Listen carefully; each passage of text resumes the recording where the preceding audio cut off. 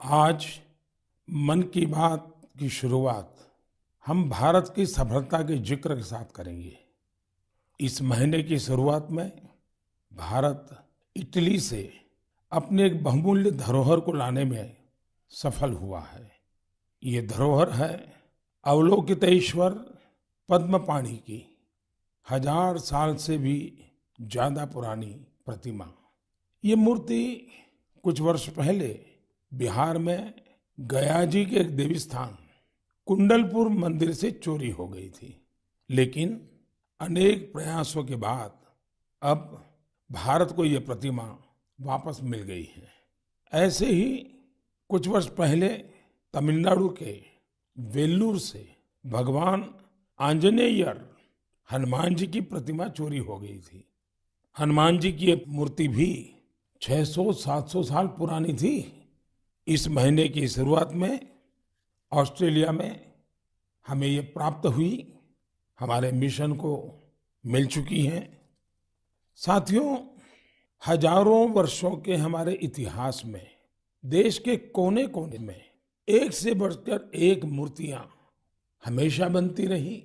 उसमें श्रद्धा भी थी, सामर्थ्य भी था, कौशल्य भी था और विविधताओं से भरा हुआ था।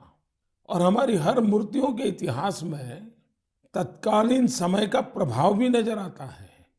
ये भारत की मूर्ति कला का नायाब उदाहरण तो थी ही, इनसे हमारी आस्था भी जुड़ी हुई थी। लेकिन अतीत में बहुत सारी मूर्तियां चोरी होकर भारत से बाहर जाती रही। कभी इस देश में तो कभी उस देश में ये मूर्तियां बेची जाती रही। और उनके लिए तो सिर्फ कलाकृति थी, न उनको उसके इतिहास से लेना देना था, श्रद्धा से लेना देना था। इन मूर्तियों को वापस लाना भारत माँ के प्रति हमारा दायित्व है। इन मूर्तियों में भारत की आत्मा का, आस्था का अंश है। इनका एक सांस्कृतिक ऐतिहासिक महत्व भी है। इस दायित्व को समझते हुए भारत ने अपने प्रयास बढ़ाए और इसका कारण यह भी हुआ कि चोरी करने की जो प्रवृत्ति थी उसमें भी एक भय पैदा हुआ। जिन देशों में ये मूर्तियां चोरी करके ले जाई गई थी, अब उन्हें भी लगने लगा कि भारत के साथ रिश्तों में सॉफ्ट पावर का जो डिप्लोमेटिक चैनल होता है उसमें इसका भी बहुत बड़ा महत्व हो सकता है, क्योंकि इसके साथ भारत की भावनाएं जुड़ी हुई है, भारत की श्रद्धा जुड़ी हुई है और एक प्रकार से पीपल टू पीपल रिलेशन में भी ये बहुत ताकत पैदा करता है। अभी आपने कुछ दिन पहले देखा होगा, काशी से चोरी हुई मां अन्नपूर्णा देवी की प्रतिमा भी वापस लाई गई थी। ये भारत के प्रति बदल रहे वैश्विक नजरिए का ही उदाहरण है। साल 2013 तक करीब करीब 13 प्रतिमाएं भारत आई थी, लेकिन पिछले 7 साल में 200 से ज्यादा बहुमूल्य प्रतिमाओं को भारत सफलता के साथ वापस ला चुका है। America, Britain, Holland, France, Canada, Germany, Singapore ऐसे कितने ही देशों ने भारत की इस भावना को समझा है और मूर्तियां वापस लाने में हमारी मदद की है। मैं पिछले साल सितंबर में जब अमेरिका गया था तो वहां मुझे काफी पुरानी पुरानी कई सारी प्रतिमाएं और सांस्कृतिक महत्व की अनेक चीजें प्राप्त हुई। देश की जब कोई बहुमूल्य धरोहर वापस मिलती है तो स्वाभाविक है इतिहास में श्रद्धा रखने वाले, आर्कियोलॉजी में श्रद्धा रखने वाले, आस्था और संस्कृति के साथ जुड़े हुए लोग और एक हिंदुस्तानी के नाते हम सबको संतोष मिलना बहुत स्वाभाविक है। साथियों, भारतीय संस्कृति और अपनी धरोहर की बात करते हुए मैं आज आपको मन की बात में 2 लोगों से मिलवाना चाहता हूं। इन दिनों फेसबुक, ट्विटर और इंस्टाग्राम पर तंजानिया के 2 भाई बहन किली पॉल और उनकी बहन नीमा, ये बहुत चर्चा में है और मुझे पक्का भरोसा है आपने भी उनके बारे में जरूर सुना होगा। उनके अंदर भारतीय संगीत को लेकर एक जुनून है, एक दीवानगी है और इसी वजह से वे काफी लोकप्रिय भी हैं। लिप सिंक के उनके तरीके से पता चलता है कि इसके लिए वे कितनी ज्यादा मेहनत करते हैं। हाल ही में गणतंत्र दिवस के अवसर पर हमारा राष्ट्रगान जन गण मन गाते हुए उनका वीडियो खूब वायरल हुआ था। कुछ दिन पहले उन्होंने लता दीदी का एक गाना गाकर उनको भी भावपूर्ण श्रद्धांजलि भी दी थी। मैं इस अद्भुत क्रिएटिविटी के लिए इन दोनों भाई बहन किली और नीमा उनकी बहुत सराहना करता हूं। कुछ दिन पहले तंजानिया में भारतीय दूतावास में इन्हें सम्मानित भी किया गया है। भारतीय संगीत का जादू ही कुछ ऐसा है जो सबको मोह लेता है। मुझे याद है कुछ वर्ष पहले दुनिया के 150 से ज्यादा देशों के गायकों संगीतकारों ने अपने अपने देश में अपनी अपनी वेशभूषा में पूज्य बापू का प्रिय, महात्मा गांधी का प्रिय भजन वैष्णव भजन गाने का सफल प्रयोग किया था। आज जब भारत अपनी आजादी के 75वां वर्ष का महत्वपूर्ण पर्व मना रहा है तो देशभक्ति के गीतों को लेकर भी ऐसे प्रयोग किए जा सकते हैं जहां विदेशी नागरिकों को, वहां के प्रसिद्ध गायकों को भारतीय देशभक्ति के गीत गाने के लिए आमंत्रित करें। इतना ही नहीं, अगर तंजानिया में किली और नीमा भारत के गीतों को इस प्रकार से लिप सिंक कर सकते हैं तो क्या मेरे देश में, हमारे देश की कई भाषाओं में कई प्रकार के गीत हैं, क्या हम कोई गुजराती बच्चे तमिल गीत पर करें, कोई केरल के बच्चे असमिया गीत पर करें, कोई कन्नड़ बच्चे जम्मू कश्मीर के गीतों पर करें। एक ऐसा माहौल बना सकते हैं हम जिसमें एक भारत श्रेष्ठ भारत हम अनुभव कर सकेंगे। इतना ही नहीं, हम आजादी के अमृत महोत्सव को एक नए तरीके से जरूर मना सकते हैं। मैं देश के नौजवानों से आह्वान करता हूं, आइए भारतीय भाषाओं के जो पॉपुलर गीत हैं उनको आप अपने तरीके से वीडियो बनाइए, बहुत पॉपुलर हो जाएंगे आप और देश की विविधताओं का नई पीढ़ी को परिचय होगा। मेरे प्यारे देशवासियों, अभी कुछ दिन पहले ही हमने मातृभाषा दिवस मनाया। जो विद्वान लोग हैं वो मातृभाषा शब्द कहाँ से आया, इसकी उत्पत्ति कैसे हुई, इसे लेकर बहुत एकेडमिक इनपुट दे सकते हैं। मैं तो मातृभाषा के लिए यही कहूंगा कि जैसे हमारे जीवन को हमारी माँ गढ़ती है, वैसे ही मातृभाषा भी हमारे जीवन को गढ़ती है। माँ और मातृभाषा दोनों मिलकर जीवन की फाउंडेशन को मजबूत बनाते हैं, चिरंजीव बनाते हैं। जैसे हम अपनी माँ को नहीं छोड़ सकते, वैसे ही अपनी मातृभाषा को भी नहीं छोड़ सकते।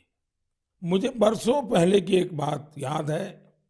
जब मुझे अमेरिका जाना हुआ तो अलग अलग परिवारों में जाने का मौका मिलता था कि एक बार मेरा एक तेलुगु परिवार में जाना हुआ और मुझे एक बहुत खुशी का दृश्य वहां देखने को मिला।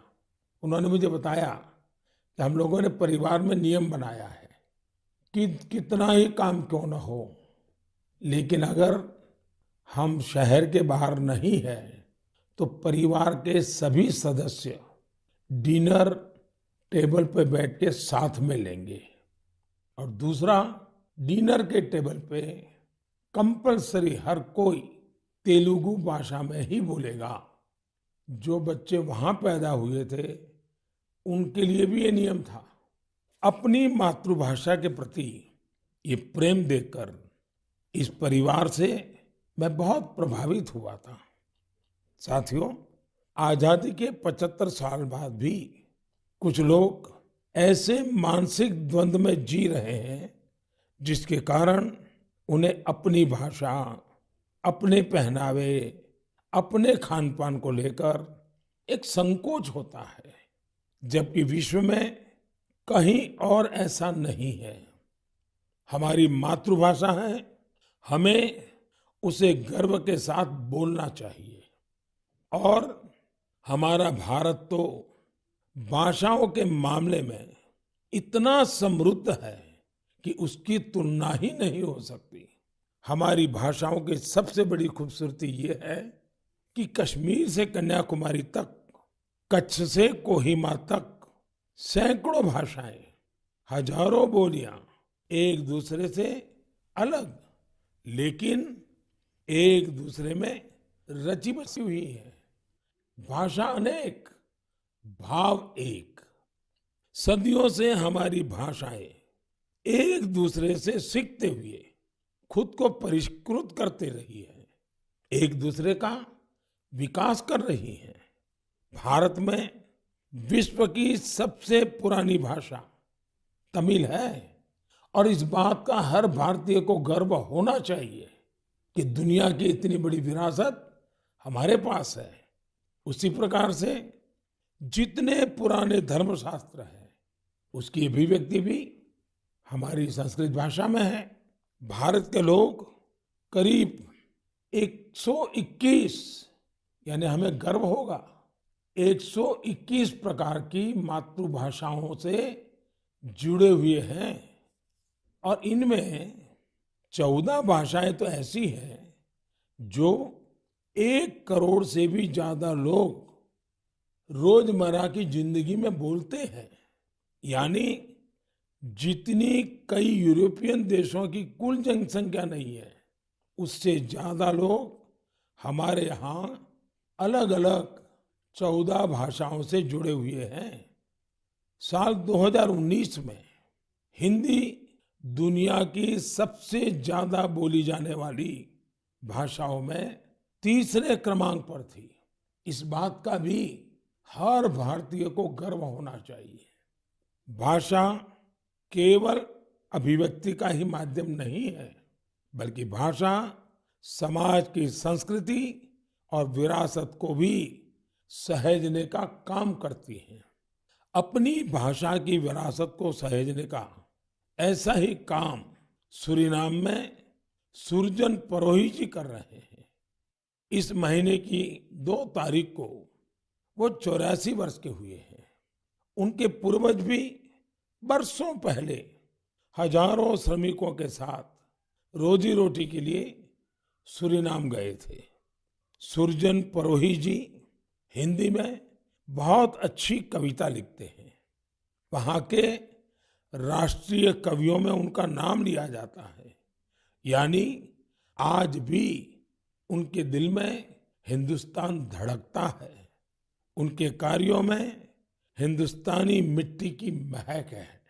सूरीनाम के लोगों ने सुरजन परोही जी के नाम पर एक संग्रहालय भी बनाया है।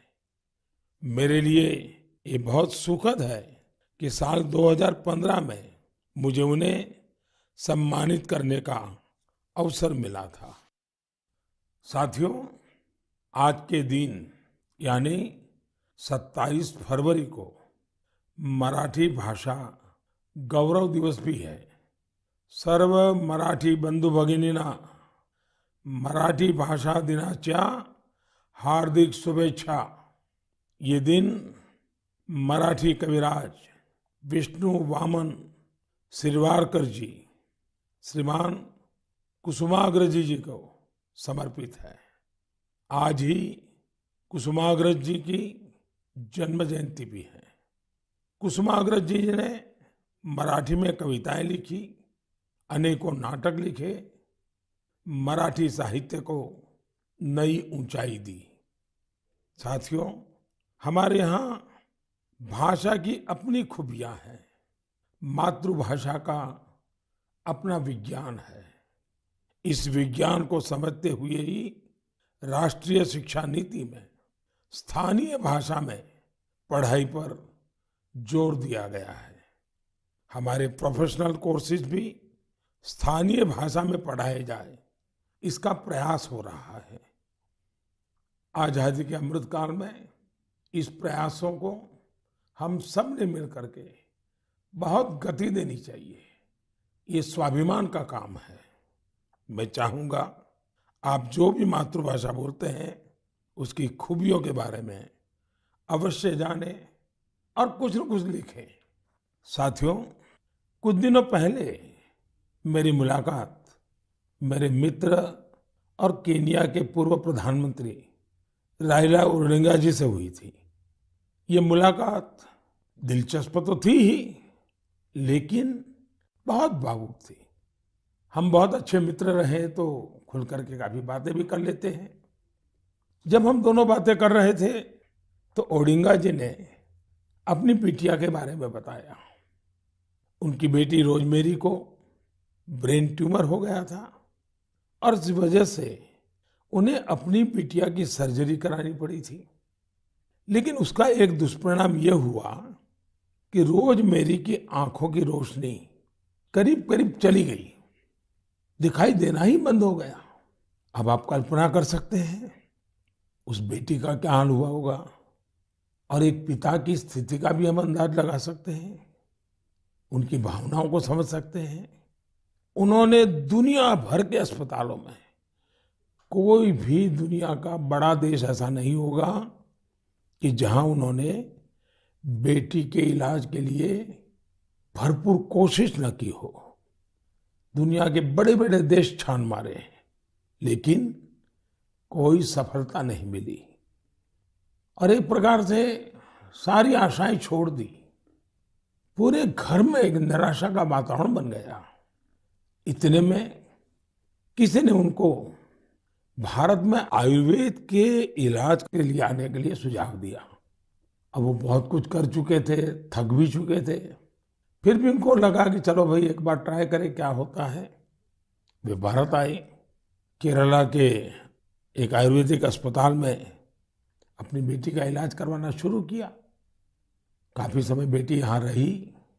आयुर्वेद के इस इलाज का असर ये हुआ कि रोजमेरी की आंखों की रोशनी काफी हद तक वापस लौट आई। आप कल्पना कर सकते हैं कि जैसे एक नया जीवन मिल गया। और रोशनी तो रोजमेरी के जीवन में आई, लेकिन पूरे परिवार में एक नई रोशनी, नई जिंदगी आ गई। और ओडिंगा जी इतने भावुक होकर के बात मुझे बता रहे थे कि उनकी इच्छा है कि भारत के जो आयुर्वेद का विज्ञान है, वो केन्या में ले जाएं। जिस प्रकार के प्लांट्स इसमें काम आते हैं, उन प्लांट की खेती करेंगे और इसका लाभ अधिक लोगों को मिले, इसके लिए वो पूरा प्रयास करेंगे। मेरे लिए बहुत खुशी की बात है कि हमारी धरती और परंपरा से किसी के जीवन से इतना बड़ा कष्ट दूर हुआ। और ये सुन करके आपको भी खुशी होगी। कौन भारतवासी होगा जिसको इसका गर्व न हो। हम सभी जानते हैं कि ओडिंगा जी ही नहीं, बल्कि दुनिया के लाखों लोग आयुर्वेद से ऐसे ही लाभ उठा रहे हैं। ब्रिटेन के प्रिंस चार्ल्स भी आयुर्वेद के बहुत बड़े प्रशंसकों में से एक हैं। जब भी मेरी उनसे मुलाकात होती है, वो आयुर्वेद का जिक्र जरूर करते हैं। उन्हें भारत के कई आयुर्वेदिक संस्थाओं की जानकारी भी है। साथियों, पिछले 7 वर्षों में देश में आयुर्वेद के प्रचार प्रसार पर बहुत ध्यान दिया गया है। आयुष मंत्रालय के गठन से चिकित्सा और स्वास्थ्य से जुड़े हमारे पारंपरिक तरीकों को लोकप्रिय बनाने के संकल्प को और मजबूती मिली है। मुझे इस बात की बहुत खुशी है कि पिछले कुछ समय में आयुर्वेद के क्षेत्र में भी कई नए स्टार्टअप सामने आए हैं।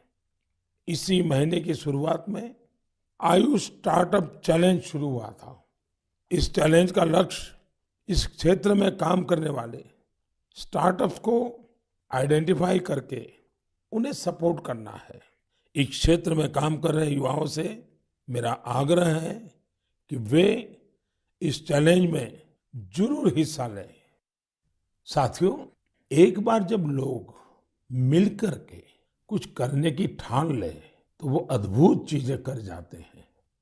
समाज में कई ऐसे बड़े बदलाव हुए हैं जिनमें जन भागीदारी, सामूहिक प्रयास इसकी बहुत बड़ी भूमिका रही है। मिशन जल थल नाम का ऐसा ही एक जन आंदोलन कश्मीर के श्रीनगर में चल रहा है। यह श्रीनगर की झीलों और तालाबों की साफ सफाई और उनकी पुरानी रौनक लौटाने का एक अनोखा प्रयास है। मिशन जल थल का फोकस कुशलसार और गिलसार पर है। जन भागीदारी के साथ साथ इसमें टेक्नोलॉजी की भी बहुत मदद ली जा रही है। कहाँ कहाँ अतिक्रमण हुआ है, कहाँ अवैध निर्माण हुआ है, इसका पता लगाने के लिए इस क्षेत्र का बाकायदा सर्वे कराया गया। इसके साथ ही प्लास्टिक वेस्ट को हटाने और कचरे की सफाई का अभियान भी चलाया गया। मिशन के दूसरे चरण में पुराने वाटर चैनल्स और झील को भरने वाले 19 झरनों को रिस्टोर करने का भी भरपूर प्रयास किया गया। इस रिस्टोरेशन प्रोजेक्ट के महत्व के बारे में अधिक से अधिक जागरूकता फैले, इसके लिए स्थानीय लोगों और युवाओं को वाटर एम्बेसडर्स भी बनाया गया। अब यहाँ के स्थानीय लोग गिलसार लेक में प्रवासी पक्षियों और मछलियों की संख्या बढ़ती रहे, इसके लिए भी प्रयास कर रहे हैं और उसको देखकर खुश भी होते हैं। मैं इस शानदार प्रयास के लिए श्रीनगर के लोगों को बहुत बहुत बधाई देता हूँ। साथियों, 8 साल पहले देश ने जो स्वच्छ भारत मिशन शुरू किया, समय के साथ उसका विस्तार भी बढ़ता गया, नए नए इनोवेशन भी जुड़ते गए। भारत में आप कहीं पर भी जाएंगे तो पाएंगे कि हर तरफ स्वच्छता के लिए कोई न कोई प्रयास जरूर हो रहा है। असम के कोकराझार में ऐसे ही एक प्रयास के बारे में मुझे पता चला है। यहाँ मॉर्निंग वॉकर्स के एक समूह ने स्वच्छ और हरित कोकराझार मिशन के तहत बहुत प्रशंसनीय पहल की है। इन सब ने नए फ्लाईओवर क्षेत्र में 3 किलोमीटर लंबी सड़क की सफाई कर स्वच्छता का प्रेरक संदेश दिया। इसी प्रकार विशाखापट्टनम में स्वच्छ भारत अभियान के तहत पॉलीथीन के बजाय कपड़े के थैलों को बढ़ावा दिया जा रहा है। यहाँ के लोग पर्यावरण को स्वच्छ रखने के लिए सिंगल यूज प्लास्टिक उत्पादों के खिलाफ अभियान भी चला रहे हैं। इसके साथ ही साथ ये लोग घर पर ही कचरे को अलग करने के लिए जागरूकता भी फैला रहे हैं। मुंबई के सोमिया कॉलेज के स्टूडेंट्स ने स्वच्छता के अपने अभियान में सुंदरता को भी शामिल कर लिया है।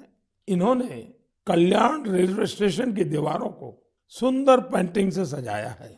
राजस्थान के सवाई माधोपुर का भी प्रेरक उदाहरण मेरी जानकारी में आया है। यहाँ के युवाओं ने रणथंभौर में मिशन बीट प्लास्टिक नाम का अभियान चला रखा है, जिसमें रणथंभौर के जंगलों से प्लास्टिक और पॉलीथीन को हटाया गया है। सबका प्रयास की यही भावना देश में जन भागीदारी को मजबूत करती है, और जब जन भागीदारी हो तो बड़े से बड़े लक्ष्य अवश्य पूरे होते हैं।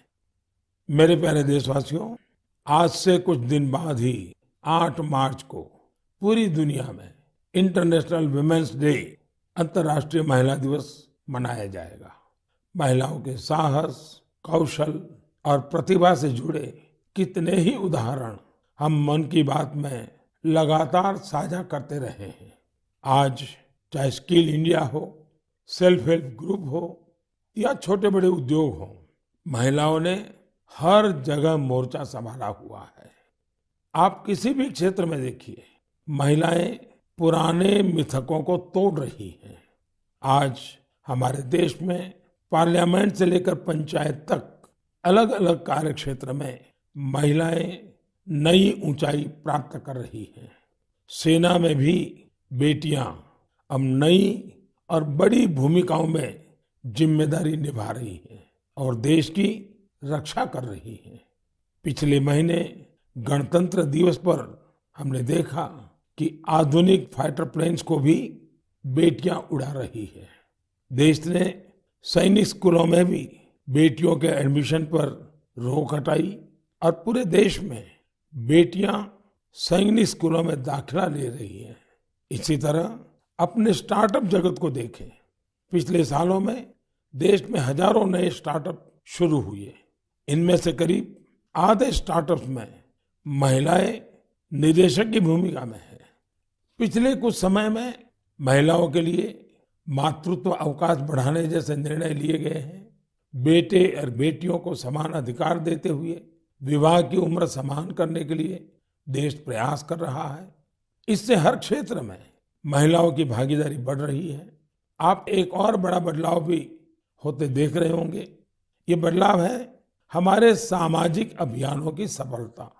बेटी बचाओ बेटी पढ़ाओ की सफलता को ही लीजिए। आज देश में लिंग अनुपात सुधरा है। स्कूल जाने वाली बेटियों की संख्या में भी सुधार हुआ है।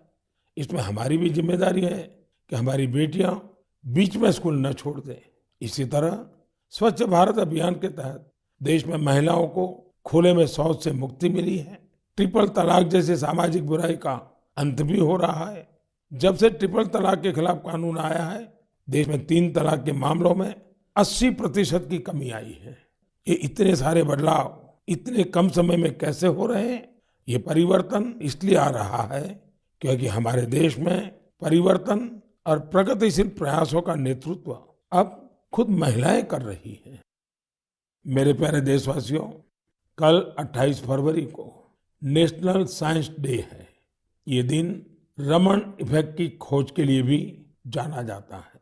मैं सीवी रमन जी के साथ उन सभी वैज्ञानिकों को आदरपूर्वक श्रद्धांजलि देता हूं जिन्होंने हमारी साइंटिफिक जर्नी को समृद्ध बनाने में अपना महत्वपूर्ण योगदान दिया है। साथियों, हमारे जीवन में सुगमता और सरलता में टेक्नोलॉजी ने काफी जगह बना ली है। कौन सी टेक्नोलॉजी अच्छी है, किस टेक्नोलॉजी का बेहतर इस्तेमाल क्या है, इन सभी विषयों से हम भली भांति परिचित होते ही हैं। लेकिन ये भी सही है कि अपने परिवार के बच्चों को उस टेक्नोलॉजी का आधार क्या है, उसके पीछे की साइंस क्या है, इस तरफ हमारा ध्यान जाता ही नहीं है। इस साइंस डे पर मेरा सभी परिवारों से आग्रह है कि वो अपने बच्चों में साइंटिफिक टेम्परामेंट विकसित करने के लिए जरूर छोटे छोटे प्रयासों से शुरू कर सकते हैं।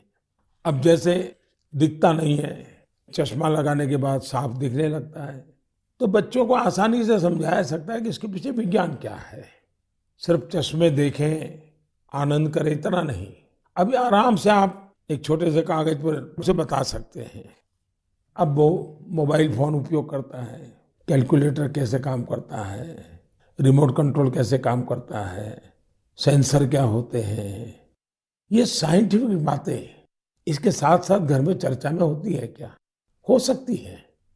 बड़े आराम से इन चीजों को घर की रोजमर्रा की जिंदगी के पीछे क्या साइंस की वो कौन सी बात है जो ये कर रही है, इसको समझा सकते हैं। उसी प्रकार से क्या कभी हमने बच्चों को लेकर के कभी आसमान में एक साथ देखा है क्या? रात में तारों के बारे में जरूर बातें हुई हो, विभिन्न तरह के कॉन्स्टेलेशंस दिखाई देते हैं, उनके बारे में बताएं। ऐसा करके आप बच्चों में फिजिक्स और एस्ट्रोनॉमी के प्रति नया रुझान पैदा कर सकते हैं।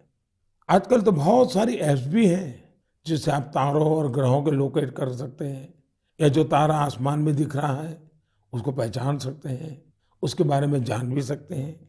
मैं अपने स्टार्टअप को भी कहूंगा कि आप अपने कौशल और साइंटिफिक कैरेक्टर का इस्तेमाल राष्ट्र निर्माण से जुड़े कार्यों में भी करें। ये देश के प्रति हमारी कलेक्टिव साइंटिफिक रिस्पॉन्सिबिलिटी भी है। जैसे आजकल मैं देख रहा हूं कि हमारे स्टार्टअप्स वर्चुअल रियलिटी की दुनिया में बहुत अच्छा काम कर रहे हैं। वर्चुअल क्लासेस के इस दौर में ऐसे ही एक वर्चुअल लैब बच्चों को ध्यान में रखते हुए बनाई जा सकती है। हम वर्चुअल रियलिटी के द्वारा बच्चों को घर में बैठे केमिस्ट्री की लैब का अनुभव भी करा सकते हैं। अपने शिक्षकों और अभिभावकों से मेरा आग्रह है कि आप सभी विद्यार्थियों एवं बच्चों को सवाल पूछने के लिए प्रोत्साहित करें और उनके साथ मिलजुल कर सवालों का सही जवाब तलाशें। आज मैं कोरोना के खिलाफ लड़ाई में भारतीय वैज्ञानिकों की भूमिका की भी सराहना करना चाहूंगा। उनके कड़े परिश्रम की वजह से he made in India vaccine का निर्माण संभव हो पाया, जिससे पूरी दुनिया को बहुत बड़ी मदद मिली है। साइंस का मानवता के लिए यही तो उपहार है। मेरे प्यारे देशवासियों, इस बार भी हमने अनेक विषयों पर चर्चा की। आने वाले मार्च के महीने में अनेक पर्व त्योहार आ रहे हैं। शिवरात्रि है और कुछ दिन बाद आप सब होली की तैयारी में जुट जाएंगे। होली हमें एक सूत्र में पिरोने वाला त्योहार है। इसमें अपने पराये, द्वेष विद्वेष, छोटे बड़े सारे भेद मिट जाते हैं। इसलिए कहते हैं, होली के रंगों से भी ज्यादा गाढ़ा रंग होली के प्रेम और सौहार्द का होता है। होली में गुजिया के साथ साथ रिश्तों की भी अनूठी मिठास होती है। इन रिश्तों को हमें और मजबूत करना है और रिश्ते सिर्फ अपने परिवार के लोगों से ही नहीं, बल्कि उन लोगों से भी जो आपके एक बृहद परिवार का हिस्सा है। इसका सबसे महत्वपूर्ण तरीका भी आपको याद रखना है। ये तरीका है वोकल फॉर लोकल के साथ त्योहार मनाने का। आप त्योहारों पर स्थानीय उत्पादों की खरीदी करें, जिससे आपके आसपास रहने वाले लोगों के जीवन में भी रंग भरे, रंग रहे, उमंग रहे। हमारा देश जितनी सफलता से कोरोना के खिलाफ लड़ाई लड़ रहा है और आगे बढ़ रहा है, उससे त्योहारों में जोश भी कई गुना हो गया है। इसी जोश के साथ हमें अपने त्योहार मनाने हैं और साथ ही अपनी सावधानी भी बनाए रखनी है। मैं आप सभी को आने वाले पर्वों की ढेर सारी शुभकामनाएं देता हूं। मुझे हमेशा आपकी बातों का, आपके पत्रों का, आपके संदेशों का इंतजार रहेगा। बहुत बहुत धन्यवाद।